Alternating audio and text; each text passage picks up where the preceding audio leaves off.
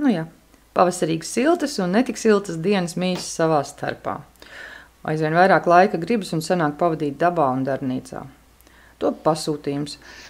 Izstrādājums pēc klientas iecerēm. Atliek tās ielikt skicē un tad godam realizēt gatavajā izstrādājumā.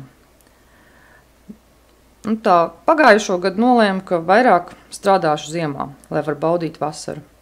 Bet ziemā, protams, pārstrādāju, realizēju visas pasūtījumus un uzgleznoju pa kādai šallei. Bet tā īsti radoši varēju pagleznot tikai uz planšetes, radot apdrukātā dizaina kolekcijas, kuras var iegādāties manā mājaslapā. Dzīvojot pilsētā, nekad tik krasi neesmu jutusi gadu laika ietekmi uz savu dzīvi, savu darbošanos. Esot laukos dabas vidū, arī pats uzņem tās ritmus sevī.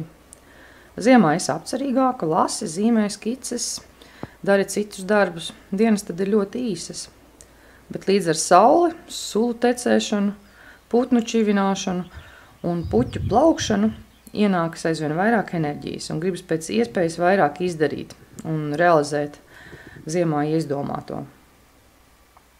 Apgleznot jaunas kleitas, bruņčus, rīkot radošās darbnīcas. Arī klientu pasūtījumi līdz ar pavasara sauli ienāks aizvien vairāk. Varbūt arī tev vajag kādu apgleznotu lina kleitu vai kreklu, vai varbūt gribi atbraukt pie manis un pati apgleznot kleitu vai bruņčus.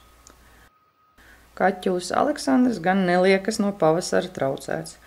Viņš guļ izbāzis mēli un sapņo par savām pelītēm.